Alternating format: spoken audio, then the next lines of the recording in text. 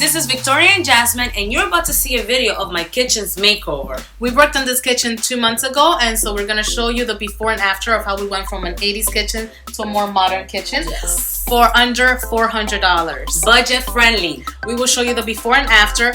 Unfortunately, we don't have the step-by-step, but we will be posting in the description below all the products that we use, including the links. Don't forget to subscribe to our channel to stay up to date.